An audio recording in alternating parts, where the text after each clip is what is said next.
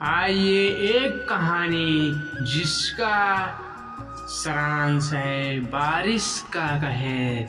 ये कहानी आपको झकझोर कर रख देगी। तो आइए सुनते हैं विस्तार पूर्वक। गांव के लोग बरसात की राह देख रहे थे। महीनों से खेत सूखे पड़े थे, फसलें प्यास से मर रही थी। जब आसमान में काले बादल छाए तो सबके चेहरे खिल उठे। बच्चों ने तालियां बजाई, बूढ़ों ने आसमान की ओर देखा और कहा, भगवान ने सुन लिया। शाम होते होते बारिश शुरू हो गई। पहले तो हल्की बूंदाबांदी हुई, फिर तेज बौछारें बरसने लगी। पूरा गांव भीग गया, खेतों में पानी भर गया, कुएं लबालब हो गए। गांव के रामू किसान ने मुस्कुराकर अपनी पत्नी से कहा, इस बार फसल खूब होगी। पर यह खुशी ज्यादा देर नहीं टिकी। लगातार 3 दिन तक बारिश होती रही। नदियां बहुत तेज से बाढ़ आ गई। गांव के किनारे बहने वाली छोटी नदी भी अब दरिया बन चुकी।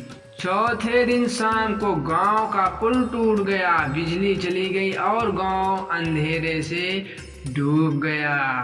रात को तेज हवा के साथ मूसलाधार बारिश ने तबाही मचा दिया। कच्चे मकान गिरने लगे, पेड़ उखड़ने लगे। खेतों में पानी इतना भर गया कि फसलें डूब गई। रामू का घर भी गिर गया। वह पत्नी और बच्चों को लेकर स्कूल की इमारत में शरण लेने गया, जहां बाकी गांव वाले भी वहां पहले से ही मौजूद थे। गांव के प्रधान हरिलाल ने पंचायत के सहयोग से राहत कार्य शुरू किया, पर हालत बिगड़ते जा रहे थे। खाना पानी की कमी हो गई। गांव के कुछ लोग बीमार पड़ने लगे, बच्चों को बुखार आने लगा। बाहर की दुनिया से संपर्क टूट गया था। एक दिन सुबह एक हेलीकॉप्टर गांव के ऊपर मंडराया। वह प्रशासन की टीम लेकर आया था। खाना के पैकेट और दवाइयां गिराई गई।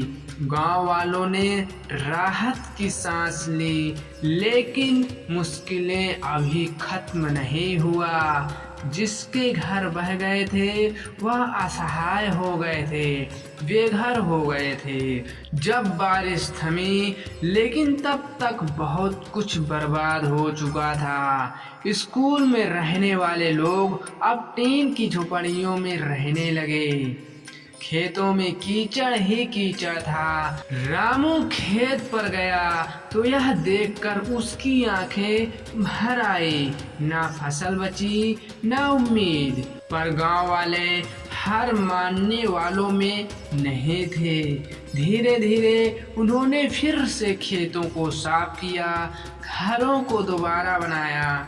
सरकार से मदद मिली और स्वयं सेवकों ने स्कूल चलाने में मदद भी किया।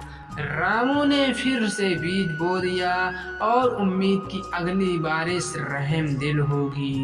दोस्तों, बारिश जीवन देती है, पर जब उसका संतुलन बिगड़ता है तब वह कहर बन जाती है। यह कहानी एक गांव की है जो बारिश के प्रकोप से जूझा, गिरा, लेकिन फिर उठ के खड़ा हुआ, उम्मीद और एकजुटता की ताकत से।